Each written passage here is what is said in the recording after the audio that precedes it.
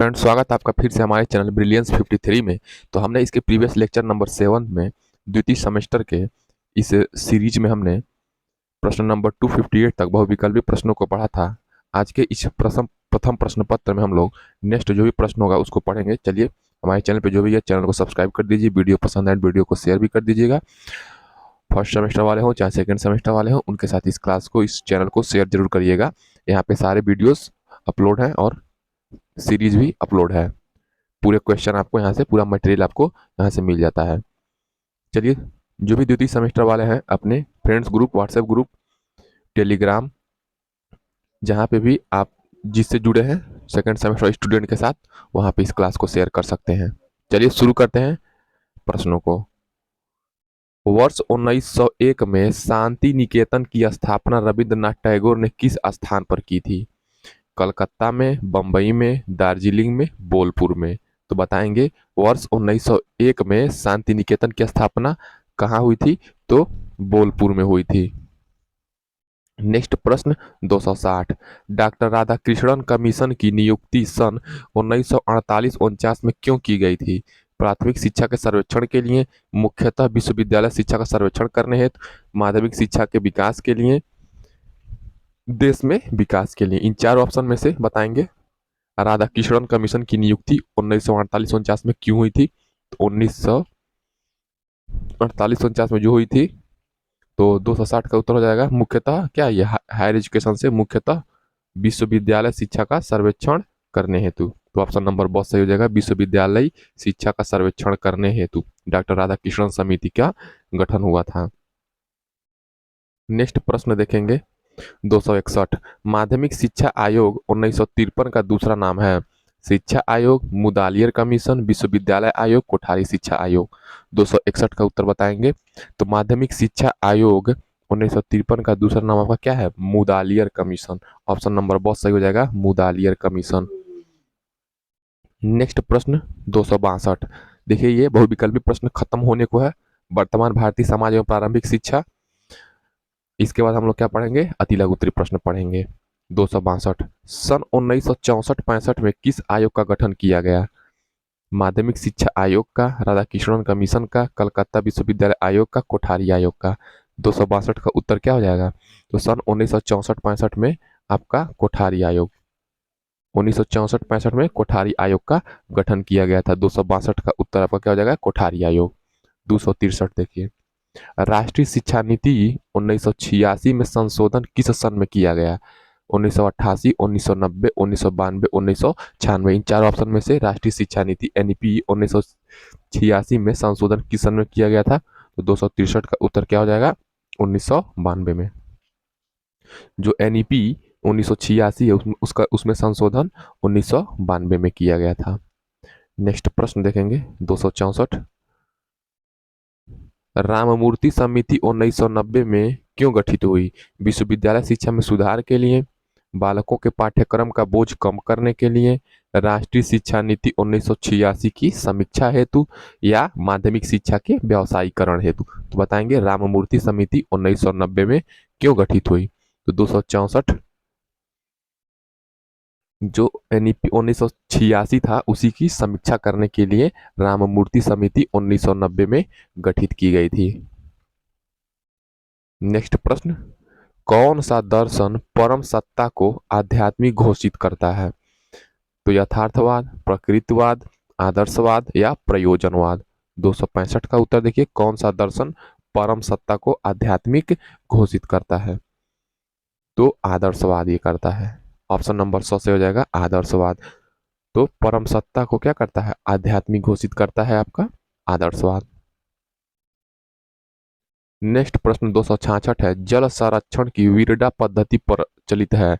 गुजरात, उत्तर प्रदेश, केरल, तमिलनाडु? तो जल संरक्षण के लिए आपका जो विरडा पद्धति है, इन चारों ऑप्शन में से किस राज्य में है? तो 266 का उत्तर देंगे। तो 266 का उत्तर क्या हो जाएगा? गुजरात। तो विरडा जो पद्धति है वो गुजरात में प्रचलित है। ऑप्शन नंबर और सही हो जाएगा, गुजरात। 267 देखिए, 267 देखेंगे, गंगा कार्य योजना की शुरुआत की गई 1970, 1975, 1985 या 1990?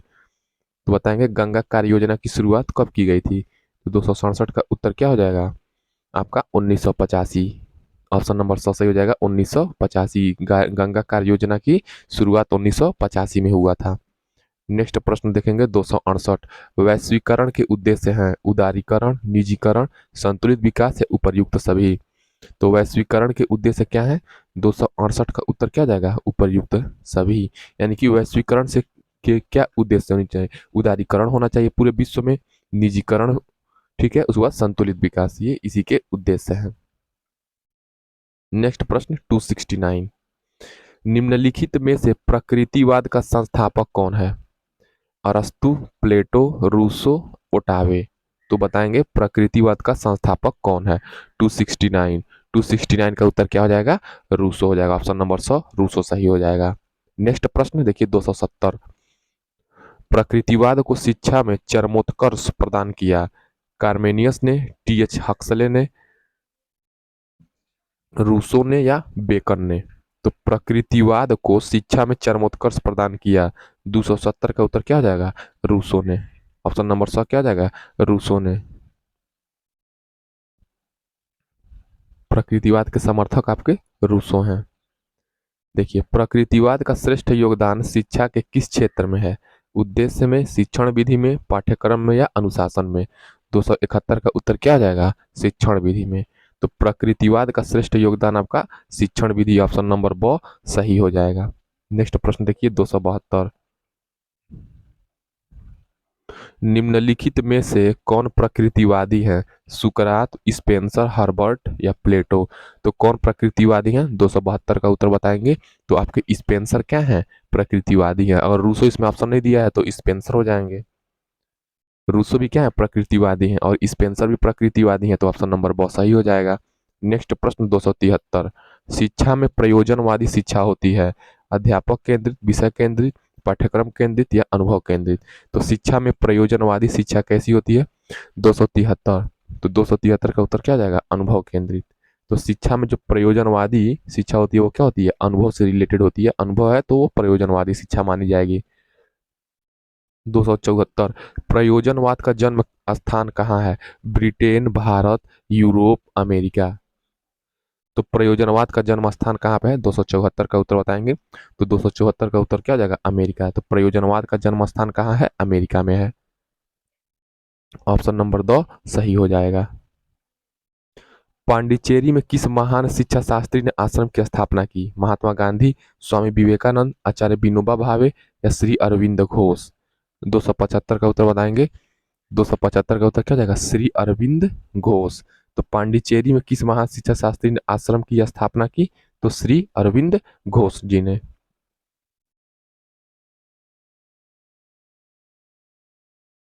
नेक्स्ट प्रश्न देखेंगे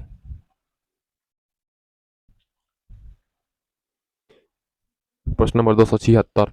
पाठशाला को एक बाग, शिशु को पौधा व शिक्षक को माली किसने कहा है। यानी कि जिस प्रकार एक बागीचे में क्या होता है एक बाग होता है, ठीक, उसके बाद पौधे होते हैं, ठीक है, और उसमें क्या होता है उसे सींचने के लिए माली का काम होता है, उसी प्रकार एक पाठशाला में जो बाग होता है वो पाठशाला होता है, ठीक है। पाठशाला को क्या माना गया है बाग, और शिशु को उसमें का पौधा माना गया है, और जो उसमें जो टीचर हैं उनको क्या माना गया है माली माना गया है, ठीक है। ये बच्चों को शिक्षा देते हैं और बच्चे क्या करते हैं अपना विकास करते हैं पढ़ते हैं, ठीक है।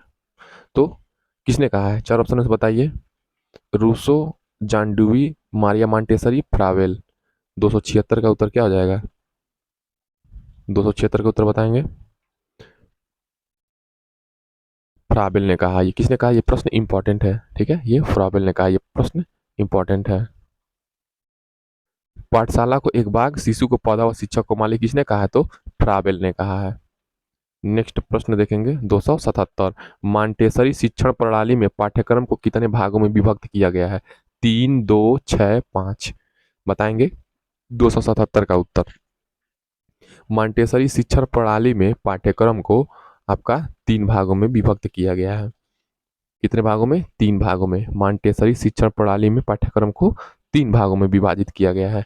नेक्स्ट प्रश्न 278। भारत में जनसंख्या शिक्षा का आरंभ किस प्रदेश में हुआ? मध्य प्रदेश में, गुजरात में, महाराष्ट्र में या केरल में? तो जनसंख्या शिक्षा का प्रारंभ किस प्रदेश में हुआ था? 278 का उत्तर क्या होगा? 278 का उत्तर क्या हो जाएगा? महाराष्ट्र में। ठीक है, जनसंख्या शिक्षा का प्रारंभ कहाँ हुआ था? महाराष्ट्र में।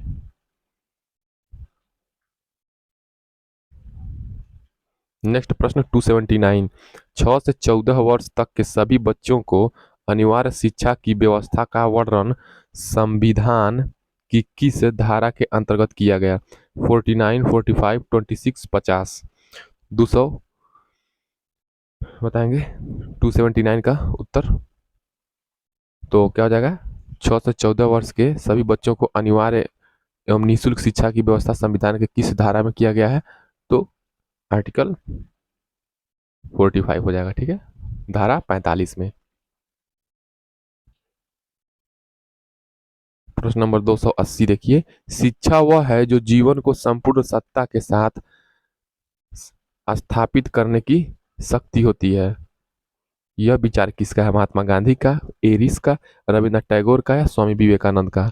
तो संपूर्ण सत्ता के साथ स्थापित करने की शक्ति होती है जीवन। जीवन को अगर संपूर्ण सत्ता के साथ स्थापित करना है तो आपको शिक्षित होना है। ये कथन किसने कहा है? 280। तो 280 का उत्तर हो जाएगा आपका रविन्द्रनाथ टैगोर। क्या हो जाएगा? रविन्द्रनाथ टैगोर। नेक्स्ट प्रश्न 281।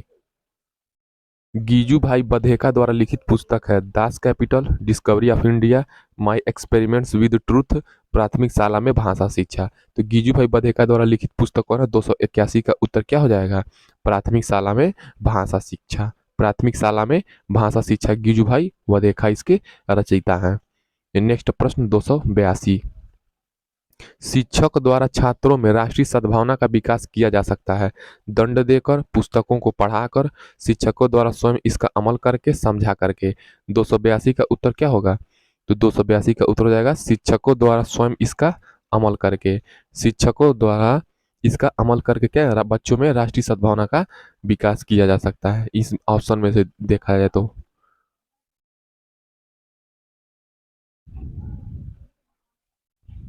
प्रश्न नंबर 283 देखिए, महात्मा गांधी के दर्शन के अनुसार छात्रों की क्रियाशीलता के लिए पाठ्यक्रम पाठ्यक्रम में आवश्यक है, क्या आवश्यक है?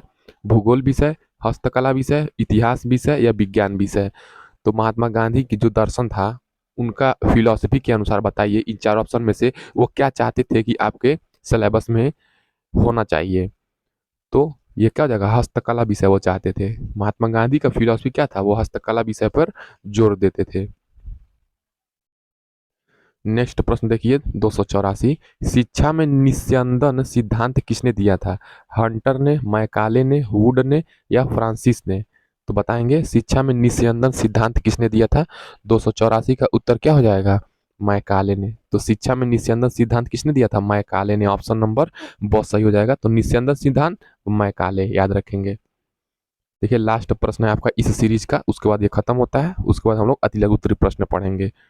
देखिए 285। शिक्षा के क्षेत्र में आदर्शवाद की विवेचना की जा सकती है अनिवार्यवाद के रूप में, प्रगतिवाद के रूप में, अनुभववाद के रूप में, संपूर्णतावाद के रूप में? तो बताएंगे 285 का उत्तर। तो शिक्षा के क्षेत्र में आदर्शवाद की विवेचना की जा सकती है किसमें? प्रगतिवाद के रूप में। ऑप्शन नंबर बहुत सही हो जाएगा। तो शिक्षा के क्षेत्र में आदर्शवाद का मतलब क्या होता है? प्रगतिवाद होता है। इस प्रकार हमने 285 प्रश्न तक वर्तमान भारतीय समाज, present Indian society and elementary education, प्रथम प्रश्न पत्र द्वितीय सेमेस्टर में हमने जो भी एक्सपेक्टेड आपके बहुविकल्पी प्रश्न एग्जाम में पूछे जा सकते हैं वो हमने यहाँ पे पूरा कंप्लीट कर लिया है। बाकी का जो भी मल्टीपल चॉइस क्वेश्चन होते हैं वो मैं आपको ये पूरा अति लघुत्तरी और लघुत्तरी प्रश्न खत्म होने के बाद हम आपको जब प्रैक्टिस सेट कराएंगे उसमें आपको जब जो भी प्रीवियस ईयर है उसमें और सारे प्रश्न कवर हो जाएंगे। तो जो भी हम सेकेंड सेमेस्टर वाले हैं उनके साथ इस क्लास को जरूर शेयर करें। वीडियो पसंद आए तो लाइक कर दीजिए। टेलीग्राम से जुड़ जाइए, वीडियो डिस्क्रिप्शन बॉक्स में टेलीग्राम का लिंक है, वहाँ से आपको इस क्लास का PDF मिल जाएगा। मिलते हैं नेक्स्ट वीडियो में। जय हिंद दोस्तों।